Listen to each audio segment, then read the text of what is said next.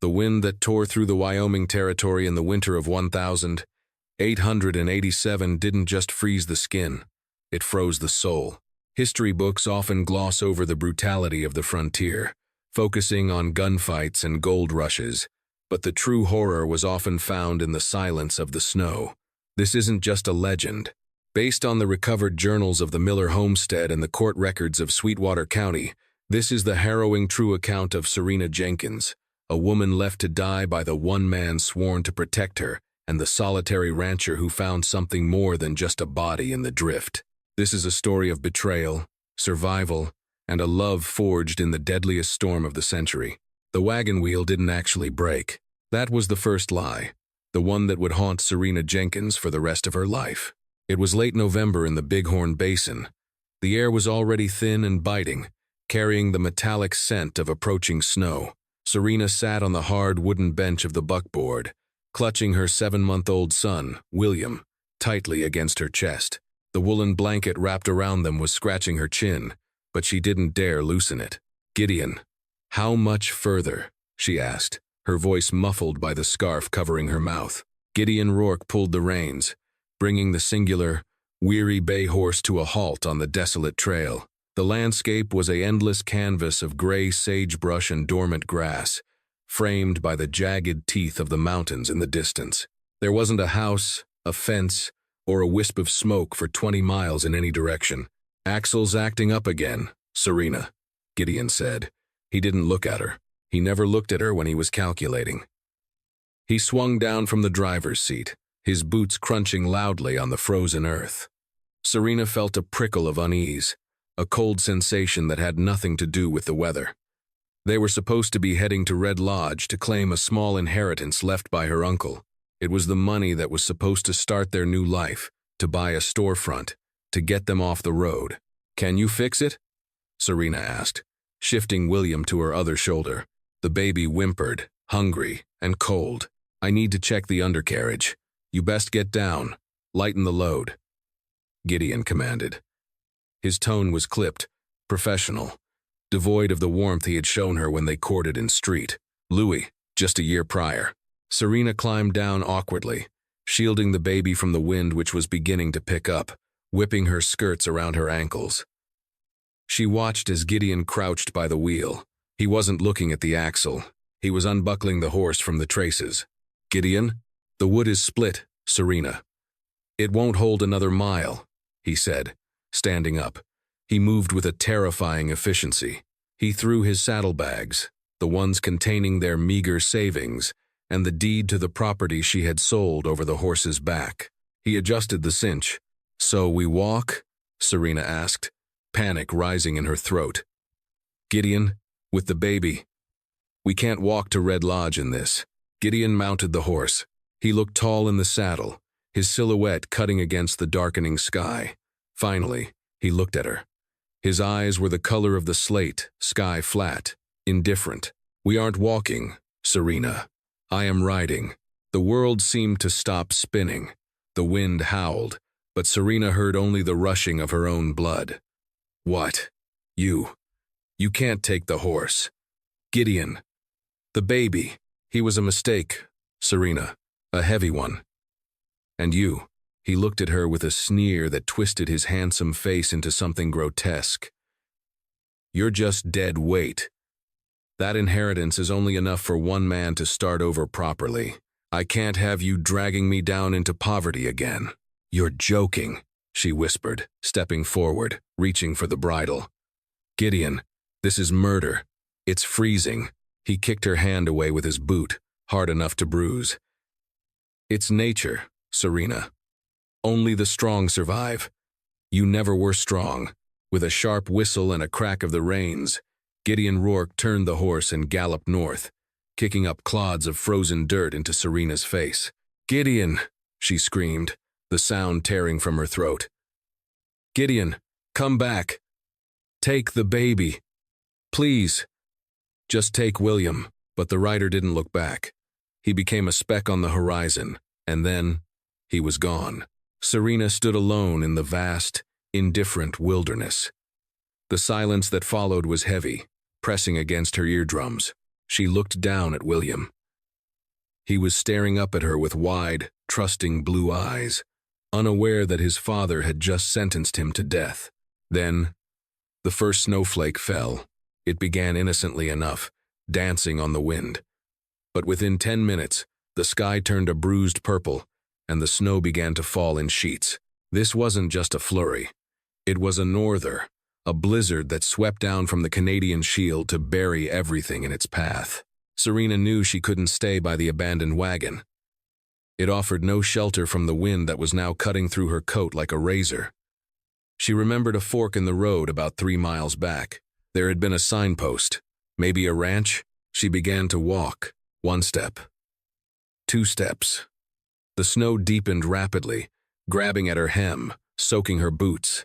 She tucked William inside her coat, buttoning it up over him, so that only his nose was exposed to the biting air. He was warm against her chest, a small furnace of life that she had to keep burning. "I will not die here," she told herself. "I will not let him win." But the cold was an insidious enemy. It started in her toes, a sharp pain that slowly dulled into numbness, then her fingers, then her ears. The wind whipped her hair across her face, blinding her. The landscape, once distinguishable by scrub brush and rocks, was rapidly becoming a white void. There was no sky, no earth, only white. She walked for what felt like hours, though it might have only been 30 minutes. Her legs felt like lead. She stumbled, falling to her knees in a drift. William cried out, a muffled protest. "Shh, shh, Mama's got you," she slurred. Her lips felt thick and unresponsive. She struggled to stand, but her skirt was frozen stiff, heavy with ice. She crawled. She dragged herself through the snow, driven by a primal instinct that bypassed reason. But the white darkness was closing in. Her vision began to tunnel. The cold wasn't painful anymore. It was becoming warm, inviting. It whispered to her that it was okay to sleep, just for a moment. She found a small depression near a cluster of boulders, a slight windbreak. She curled into a ball, her back to the wind, hunching over the baby.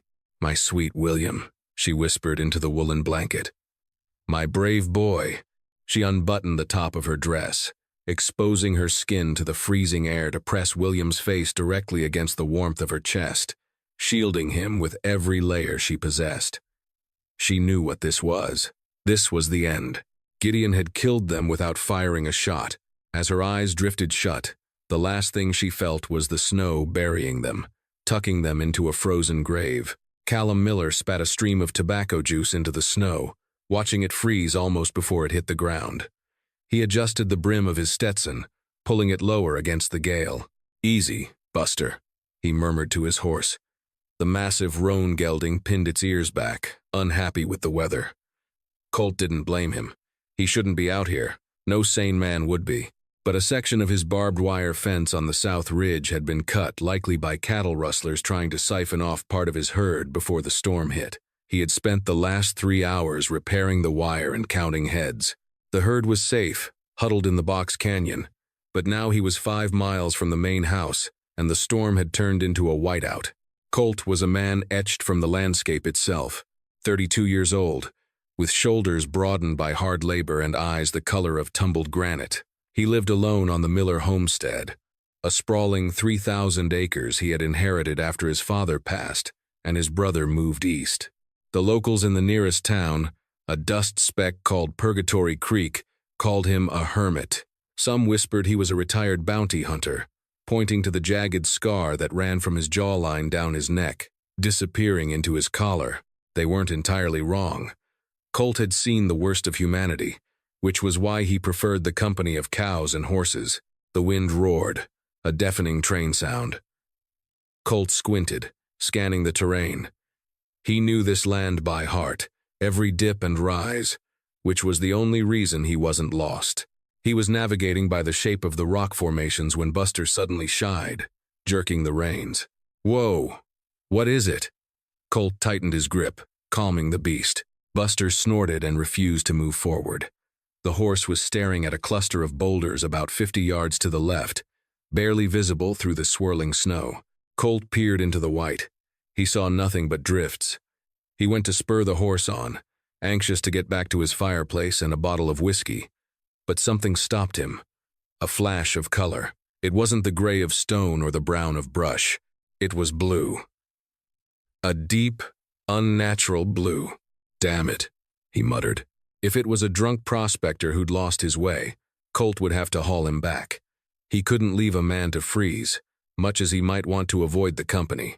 He guided Buster toward the rocks. The snow was up to the horse's knees now. As he got closer, the shape resolved itself. It wasn't a man. It was a hump of snow-covered fabric. Colt swung down from the saddle, sinking to his thighs in the drift. He waded forward, the wind trying to push him back. He reached the figure and brushed the snow away. His breath hitched. It was a woman. She was curled in a fetal position, frozen stiff. Her skin was a terrifying shade of porcelain, pale, her lips blue. Ice crystals matted her eyelashes. She looked dead, long dead. "Lord help you," Colt whispered. He reached out to check for a pulse at her neck, expecting the cold rigidity of a corpse. His rough fingers pressed against her icy skin. There, a flutter, faint, erratic, like a dying bird, but it was there. Alive, he grunted, adrenaline spiking. He began to dig her out frantically. "Come on now, miss. We gotta move." He grabbed her shoulders to pull her up, and that's when he realized she was clutching something. Her arms were locked in a rigger-like grip around a bundle against her chest. Colt pried at her arms. "Let go. I need to get you on the horse." She didn't move. She was catatonic. He pulled harder, and the bundle shifted. A small, muffled cry emanated from the layers of wool. Colt froze. The sound cut through the howling wind like a gunshot. He ripped the blanket back. A baby. A terrified, red-faced infant stared back at him, miraculously warm, insulated by the woman's body heat and the layers of clothing she had sacrificed for him. "Well, I'll be damned," Colt said, his voice cracking. The woman had turned herself into a human shield. He didn't waste another second. He couldn't separate them, her grip was too tight, and he couldn't carry them separately. He had to be strong. He scooped them both up. The woman was dead weight, heavy with wet wool and ice. Colt roared with effort, his boots slipping in the snow, as he carried them to Buster. "Stand still," he commanded the horse. Getting them into the saddle was a nightmare. He managed to drape the woman over the saddle horn. Her body curved around the baby, but she was sliding. She was too far gone to hold on. "I can't ride like this," Colt realized. He made a decision. He unclasped his heavy buffalo hide coat. The cold hit him like a hammer blow, stealing his breath. But he didn't stop. He wrapped his coat around the woman and the child, tying the sleeves around her waist to secure the bundle. Then, he mounted behind her. He pulled her back against his chest, sandwiching her and the baby between his body and the horse's neck. He wrapped his arms around them, taking the reins with frozen fingers. "Home, Buster. Go home," he shouted. The ride back was a blur of agony. Without his coat, Colt felt his own core temperature dropping. His teeth chattered so hard he thought they might crack. He focused entirely on the woman in front of him. He could feel the baby squirming, which was good, but the woman was still. Too still. He pressed his face into her frozen, snow-wet hair. "Stay with me," he growled into the wind. "You didn't fight this hard to die 2 miles from a fire. You hear me? You stay with me." Every minute felt like an hour. The wind tried to knock them off the ridge. The snow blinded him. He navigated by the tension of the fence line he had just repaired, following the wire like a lifeline. Finally, a dark shape loomed out of the whiteness. The barn. Colt didn't wait for the horse to stop completely. He slid off, his legs numb and useless, nearly collapsing. He caught the woman and baby as they slid down, his strength fueled only by desperation. He kicked open the back door of the main house, stumbling into the kitchen. The warmth of the banked fire in the hearth hit him, smelling of wood smoke and coffee. He laid them on the rug before the fireplace. His hands were shaking so badly he could barely work the buttons of her coat. He stripped the wet layers off the baby first, William, though Colt didn't know his name yet. The boy was crying loudly now, A healthy, angry scream. "Good lungs," Colt muttered. He wrapped the baby in a dry quilt from the sofa and set him in the armchair. Then he turned to the woman. She was beautiful, even in this state, with high cheekbones and dark hair plastered to her skull. But her hands were white and waxy. He had to get her warm, but not too fast. He knew the dangers of the fire. He stripped her wet outer dress, leaving her in her chemise. He dragged every blanket he owned into the room, piling them over her. He stoked the fire, adding logs until the flames roared up the chimney. He sat back on his heels, shivering violently himself, watching her chest. Rise and fall, rise and fall. It was shallow. She wasn't out of the woods. Not by a long shot. Colt went to the kitchen cabinet and pulled out a bottle of rye whiskey and a small tin of dried willow bark. He needed to make a poultice for her frostbitten fingers, and he needed a drink to stop his own hands from shaking. He looked at the baby, who had quieted down and was watching him with wide eyes. "Who did this to you?" Colt asked the room, his voice low and dangerous. "Who leaves a woman and a child in the White Death?" He looked back at the woman's face. He saw the ring on her finger, a cheap gold band. "Someone's gonna pay for this," Colt vowed. He touched the scar on his neck unconsciously. "If you live to tell me who he is, someone is gonna pay in blood." Consciousness returned to Serena not as a light, but as a burning sensation. It felt as though her feet were being held against a hot iron stove. She gasped, her eyes snapping open, only to be blinded by the flickering orange light of a hearth. "Easy now," a voice rumbled from the shadows. It was deep, resonant, like gravel sliding down a chute. Serena scrambled backward, her back hitting the rough logs of a wall. Panic surged through her chest, sharp and immediate. "William?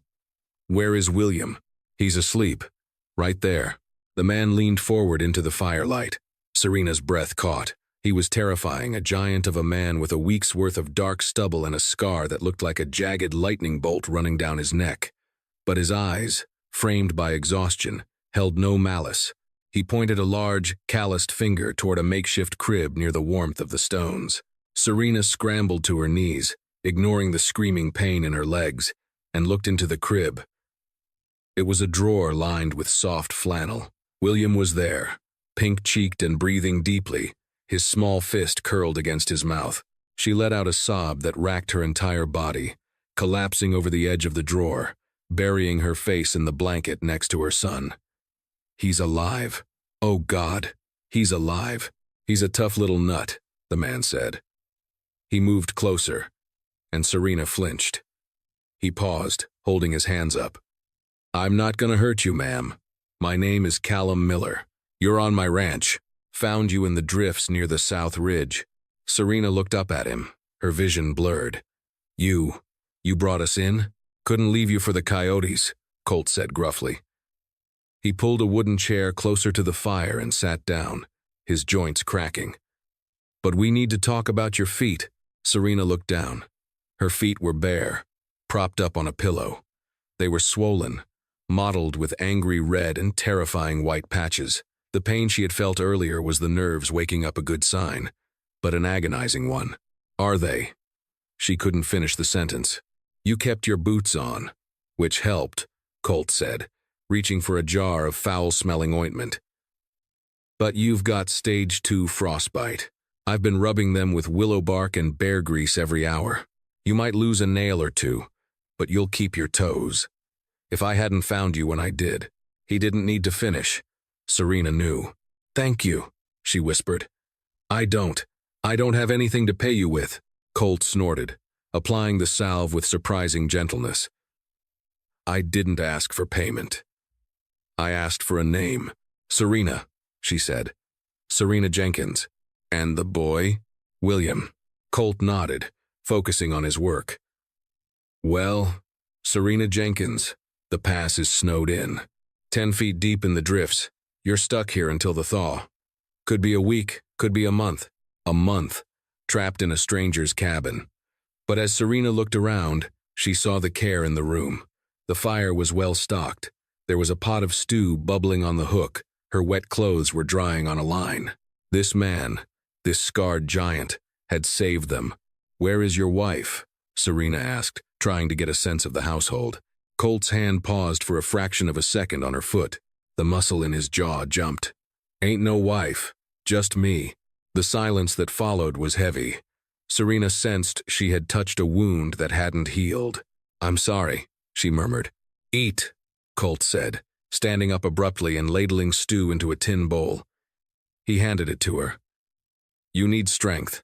The boy needs milk. If you dry up, I don't have a wet nurse handy." Serena took the bowl. The stew was venison, rich and peppery. She ate ravenously, the warmth spreading through her limbs. As she ate, she watched Colt.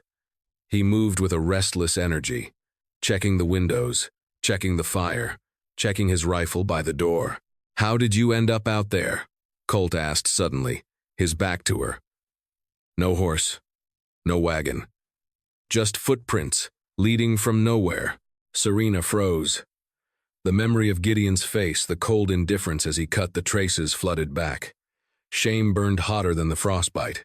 How could she admit that the man she chose, the man she loved, had discarded her like trash?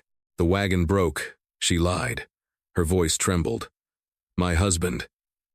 Colt turned slowly. He looked at her, his gray eyes piercing. He didn't speak for a long moment. He walked over to the corner of the room where Serena's coat was hanging. He reached into the pocket and pulled out a small, folded piece of paper. "I found this when I was drying your things," Colt said.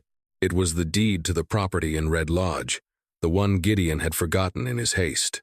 "This deed is in your name, Serena Jenkins, not Rourke, not whatever your husband's name is," Colt said. "And I found tracks, Serena. I know how to read sign." One horse rode off fast, galloping. A man going for help doesn't gallop away from his wife and child in a storm. He hunkers down or he takes them with him. Serena lowered her head, tears dripping into her stew. "He left you," Colt stated. "It wasn't a question. It was a judgment. He left you to die. He said the horse couldn't carry us all." She sobbed, the truth finally breaking the dam. "He said William was a mistake. He took the money. Or he thought he did. He left me." Colt crossed the room in 2 strides. He knelt before her, not touching her, but close enough that she could feel the heat radiating from him. "What's his name?" Colt growled. The dangerous tone was back. "Gideon," she whispered. "Gideon Rourke." Colt nodded once, as if filing the name away in a ledger of debts to be collected. "Gideon Rourke. All right. You can't go after him," Serena said, gripping his sleeve. "He has a gun.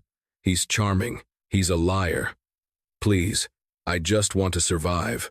"I ain't going nowhere in this weather," Colt said, standing up. He looked at the window, where the snow was still piling up against the glass. "But the snow melts, Serena. It always melts."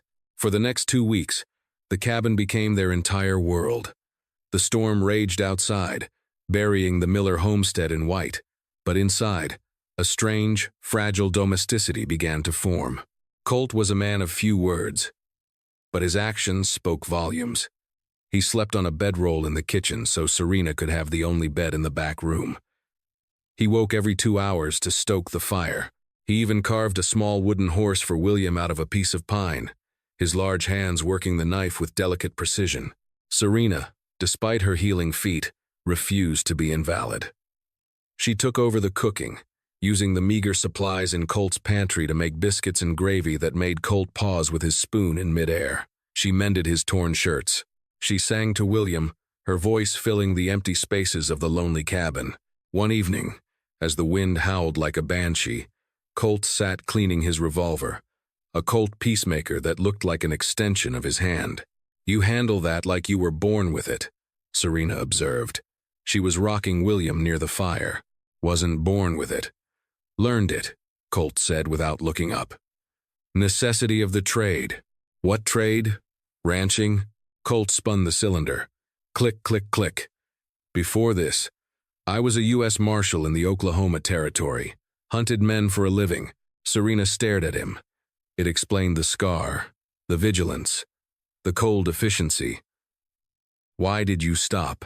Colt set the gun down. He looked at the flames, his eyes darkening. Because the law and justice ain't always the same thing. And sometimes, the bad men aren't the ones in the cells. He looked at her. I couldn't save the ones that mattered. He didn't elaborate, and Serena didn't push. They were two broken people, huddled together against the cold, sharing warmth but guarding their ghosts. But as the days turned into nights, Serena found herself watching him. She watched the way he held William awkwardly at first, then with a protective tenderness. She watched the way he looked at her when he thought she wasn't noticing, a look of longing, mixed with a profound sadness, and she realized, with a start, that she felt safer with this scarred stranger in a blizzard than she ever had with Gideon in the sunshine. The Chinook winds arrived in mid-December. They swept down from the Rockies, warm and dry, eating the snow with voracious hunger. The white prison of the Bighorn Basin began to turn into a slurry of mud and slush. For Serena, the melting snow brought a knot of anxiety. The thaw meant the road was open. It meant she had to leave. You don't have to go today, Colt said one morning, watching her pack her meager belongings. Mud's axle deep out there. Buster would mire up to his belly. Serena paused, folding a blanket. I can't stay here forever, Colt. People will talk. A woman living with a bachelor. Let 'em talk, Colt snapped, harder than he intended. He turned to the window. I could use the help. Come spring, calving season starts. I need someone to manage the house. The books. It was a clumsy offer, bereft of romance but heavy with implication. He was asking her to stay. Serena looked at him. Her heart hammered. Colt, I have nothing. No money, no husband. Gideon, he's still out there. Let him come, Colt said. He turned to face her. I'll teach you to shoot. I'll teach you to ride. You won't ever be helpless again. Serena. He walked over to the mantel and picked up a Winchester 1873 rifle. He held it out to her. Take it. I don't like guns. Guns don't care if you like them. They care if you use them. He pressed it into her hands. Gideon Rourke made you a victim. You hold this. And you're an equalizer. And so, the education of Serena Jenkins began. In the muddy yard behind the barn, Colt set up tin cans on fence posts. He stood behind her, adjusting her stance. His chest pressed against her back, his breath warm on her ear as he corrected her aim. Breath out, he whispered. Squeeze. Don't pull. Crack. The can flew off the post. Again, they spent hours out there. Serena learned to load, to clean, to fire.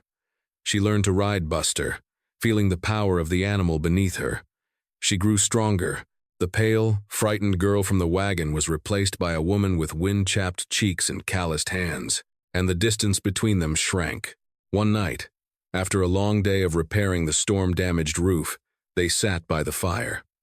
William was asleep. The silence wasn't heavy anymore. It was comfortable. Colt reached out and took Serena's hand. His palm was rough, warm.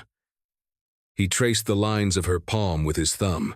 I had a wife, he said softly. Mary. And a daughter, 3 years old. Serena squeezed his hand, her throat tight. What happened? Cholera.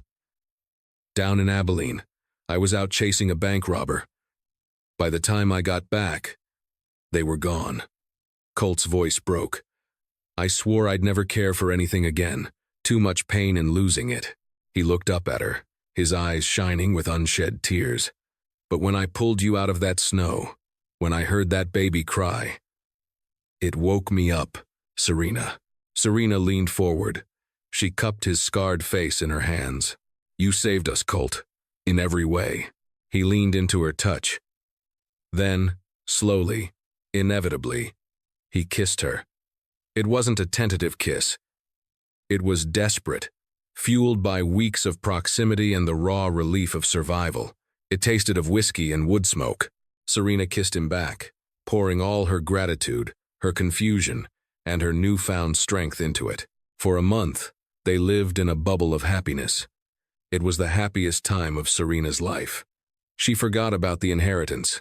She forgot about the world outside the valley, but the world hadn't forgotten them. In late January, a rider appeared on the horizon. It wasn't Gideon. It was a man wearing a badge. Colt walked out to the porch, his hand resting casually on his hip near his peacemaker. Serena stood in the doorway, the Winchester in her hands. "Afternoon," the rider called out.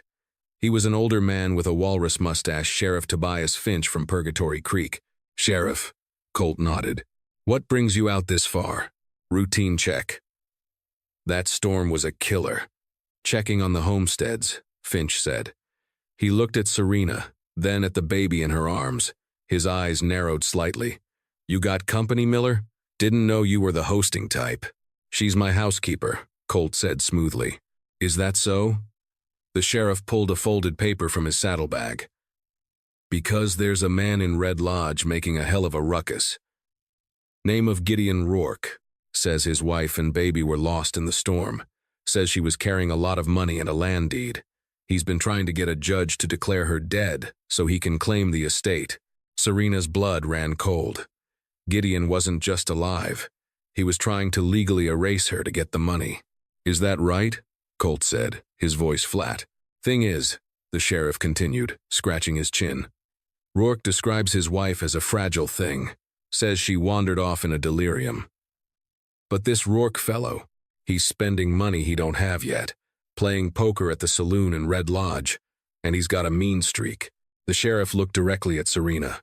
"Ma'am, you look a mighty lot like the description, except for the rifle." Serena stepped forward. She didn't tremble. "My name is Serena Jenkins. Gideon Rourke is a liar and a would-be murderer. He abandoned me and my son to die in the snow." The sheriff raised his eyebrows. "That's a heavy accusation. You got proof?" "I'm the proof," Serena said. "And I have the deed." "He thinks I'm dead? Let him think it. He's looking for the body, ma'am," the sheriff warned. "He's hired some trackers. Rough men. If they find out you're here, and that you have that deed, let them come," Colt said, stepping off the porch. "Sheriff, you go back to town. You tell the judge you didn't see anything but a bachelor and his cows. Give us 3 days. Colt, if I lie for you, 3 days. Tobias, that's all I need." The sheriff looked at Colt, then at Serena. He sighed and tipped his hat. "I never was good at paperwork. Must have missed this hollow entirely. But Colt, Rourke has hired the darkly infamous Clayton brothers. They ain't lawmen. They're killers." "I know 'em," Colt said grimly. The sheriff turned his horse. "Watch your back, Miller." As the sheriff rode away, the bubble popped. The reality of the West rushed back in. Colt turned to Serena. The softness was gone from his face, replaced by the warrior mask she had seen that first night. "Pack your things," he said. "We're running?" Serena asked, disappointed. "No." Colt checked the cylinder of his revolver. "We're going to Red Lodge. Gideon wants to play the grieving widower. I think it's time he saw a ghost. But the Clayton brothers. I've hunted the Clayton brothers before," Colt said, his voice dropping to a terrifying whisper. "This time, I'm not bringing them in alive." He walked to the barn to saddle the horses. Serena watched him go, then looked down at William. She touched the cold steel of the Winchester. Gideon had left a helpless girl in the snow. He was about to find out that the woman coming back from the dead was something entirely different. She wasn't just Serena Jenkins anymore. She was the woman who survived the White Death, and she was coming for what was hers. The journey to Red Lodge was not merely a ride. It was a military operation. The thaw had turned the trails into treacherous ribbons of mud, slick as grease, and deep enough to swallow a boot whole.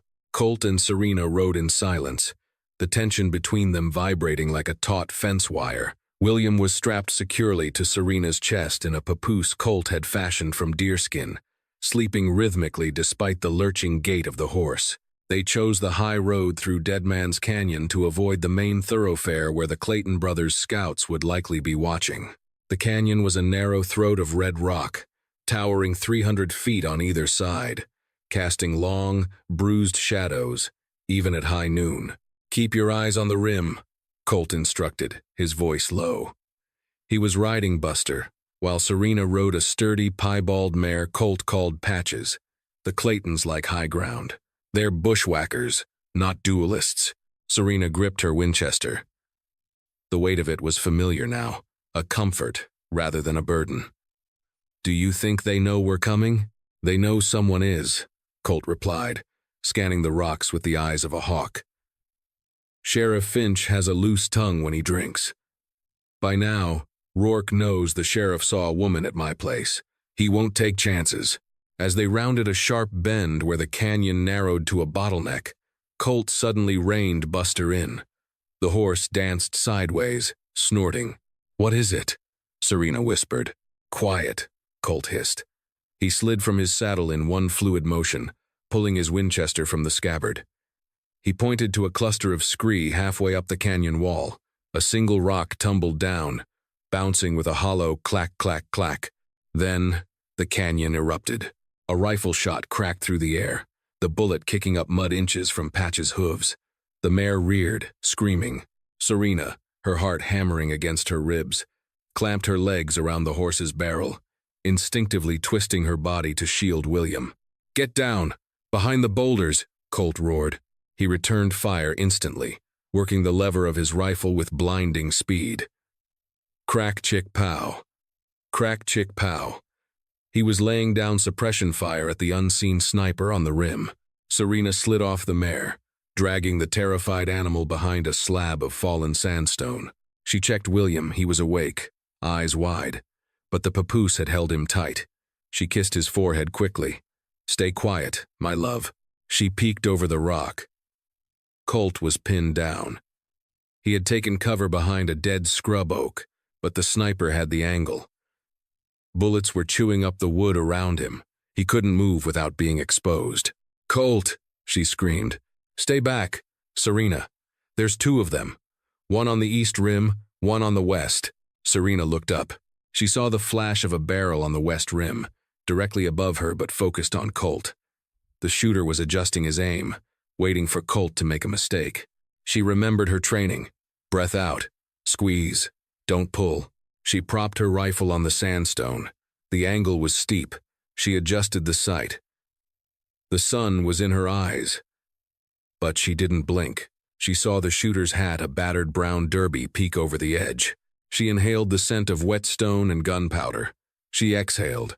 She squeezed the trigger. The recoil punched her shoulder.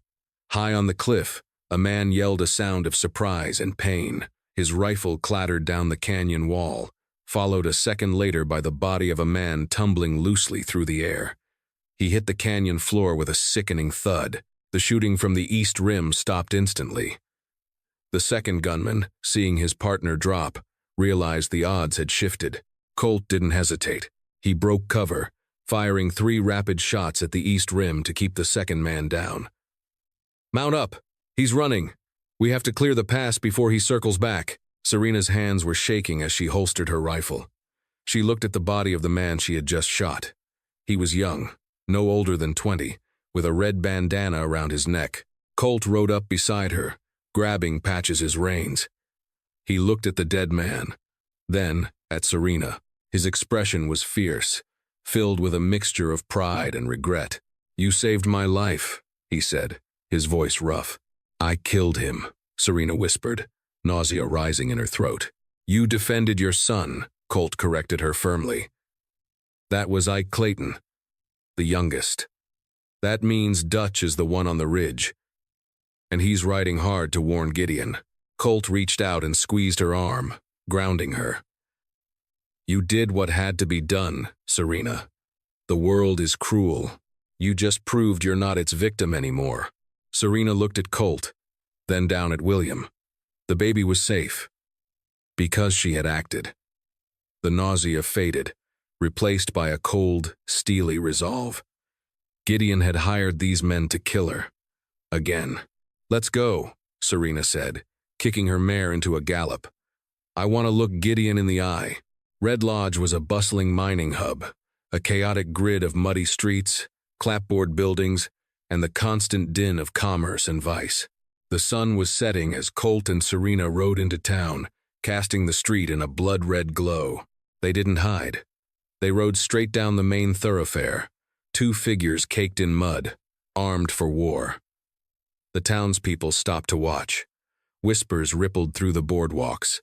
Everyone knew Colt Miller, the recluse, the ex-marshal, and everyone saw the woman riding beside him, head held high, a rifle across her saddle. They stopped in front of the Golden Steer Saloon. The piano music inside drifted out, a cheerful tune that felt grotesque given the violence that hung in the air. "Stay close to me," Colt said, dismounting. He tied Buster to the rail. "Dutch Clayton will be in there. So will Gideon." Serena checked William. He was sleeping again. She decided to leave him with the livery stable master next door, a kindly old man named Jeb whom Colt trusted. She couldn't take a baby into the line of fire. She handed William over with a heavy heart, kissing his cheek. "Mama will be right back." She joined Colt at the saloon doors. He pushed them open. The room went quiet. The piano player stopped mid-chord. 50 heads turned. At the far table, near the velvet-draped wall, sat a man in a pristine gray suit. He was holding a glass of brandy, laughing at something a painted lady had whispered in his ear. A pile of chips sat before him. It was Gideon Rourke. He looked healthier, wealthier, and happier than Serena had ever seen him. Standing behind him was a large, bearded man with a bandage wrapped around his head. Dutch Clayton, the survivor of the canyon ambush. He whispered something to Gideon. Gideon's smile vanished. He looked up, his eyes scanning the room until they landed on the door. He stood up, his face draining of color. The brandy glass slipped from his fingers and shattered on the floor. "Serena?" he croaked. It was the sound of a man seeing a ghost. Serena stepped forward, her boots echoing on the floorboards. She didn't look like the weeping girl he had left in the snow. Her hair was pulled back, her face was hard, and her hand rested on the pistol at her belt. "Hello, Gideon," she said. Her voice carried to the back of the room. "Surprised? You're dead," Gideon stammered, backing away. "The storm, the cold, you left me to die," Serena announced, addressing the room. "You broke the wagon wheel. You took the horse. You left your wife and your 7-month-old son to freeze to death so you could steal my inheritance." The crowd murmured. The miners and cowboys looked from Serena to Gideon with growing disgust. In the West, horse thieves were hanged, but a man who abandoned his family? That was a lower circle of hell. "She's lying," Gideon shouted, desperation cracking his voice. "She's mad. The cold drove her mad. She wandered off. And the deed?" Serena pulled the folded document from her jacket pocket. She held it up. "If I wandered off, why do I have the deed?" "You forgot it, Gideon. In your rush to save your own skin, you forgot the only thing you cared about." Gideon's eyes darted around the room. He saw the judgment in the men's faces. He saw his future in Red Lodge crumbling. He turned to Dutch Clayton. "Kill them! I'm paying you. Damn it, kill them!" Dutch Clayton snarled and went for the sawed-off shotgun holstered under his coat. But Colt Miller was faster. Bang! Colt fired from the hip. The bullet took Dutch in the shoulder, spinning him around before he could clear leather. Dutch crashed into a poker table, sending chips flying like confetti. Gideon panicked. He grabbed the woman next to him, using her as a human shield, and pulled a small derringer from his vest pocket. "Back off!" Gideon screamed. "I'll kill her. I swear it." Colt raised his peacemaker, but he couldn't take the shot. The hostage was in the way. "Put the gun down, Serena," Gideon yelled at her, "or this girl dies." Serena looked at Gideon. She saw the sweat on his brow, the trembling of his hand. She saw the cowardice that defined him. "You won't shoot her, Gideon," Serena said calmly. She kept walking toward him. "I will." "No, you won't. Because you only hurt people who trust you. You only hurt people when you think no one is watching." Serena didn't draw her gun. She just walked. Gideon wavered. The pressure was too much. He shoved the girl toward Serena and tried to bolt for the back door. "Colt!" Serena yelled. Colt didn't shoot. He didn't have to. As Gideon reached the back door, he flung it open, only to find Sheriff Tobias Finch standing there with a double-barreled shotgun leveled at his chest. "Going somewhere, Mr. Rourke?" the sheriff asked dryly. Gideon skidded to a halt. He turned back to the room, trapped. Serena was standing 5 feet from him. "It was for us, Serena," Gideon cried, dropping to his knees. "I did it for us. I was going to come back." Serena looked down at him. The man she had once thought she loved was nothing but a pathetic stranger. "No, Gideon," she said softly. "You did it for you." She turned to the sheriff. "He's all yours, Tobias." The sheriff stepped in and cuffed Gideon, dragging him upright. Attempted murder, fraud, and being a general son of a bitch. "You're gonna hang, Rourke." As they dragged him away, Gideon screamed Serena's name, begging, pleading. Serena didn't look back. She walked over to Colt, who was holstering his smoking gun. The saloon burst into applause. Rough men with coal-stained hands clapped Colt on the back and tipped their hats to Serena. Colt looked down at her, a rare, genuine smile breaking his stoic features. "You did good, Serena.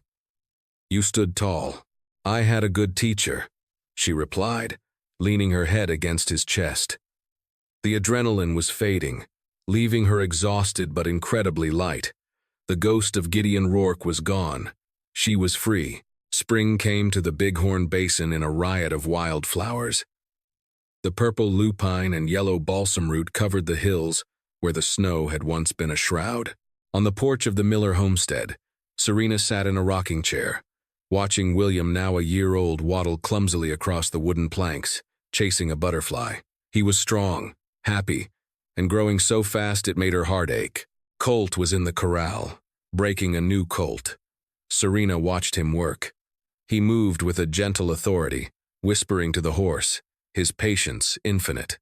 The scar on his neck was still there, a reminder of his past, but the shadows in his eyes had lifted. The trial had been swift. Gideon Rourke had been sentenced to hang, but he never made it to the gallows. He had died of a fever in the county jail, alone and raving a quiet, ignoble end for a man who demanded so much attention. The inheritance money had been recovered. It was a substantial sum, enough to buy a house in St. Louis or Chicago, enough to leave the hard life of the frontier behind forever. Colt finished with the horse and walked up to the porch, wiping sweat from his brow with a bandana. He leaned against the railing, looking at Serena. "Sheriff Finch rode by this morning," Colt said. "Brought the mail." He handed her a letter from a bank in the east, confirming the deposit of her funds. "You're a wealthy woman, Serena," Colt said. He looked out at the valley, avoiding her eyes. "You could go back east, find a nice society life. William could go to real schools." Serena looked at the letter. Then she looked at the mountains, majestic and purple in the distance. She looked at the cabin that had been her shelter, her fortress, and now, her home.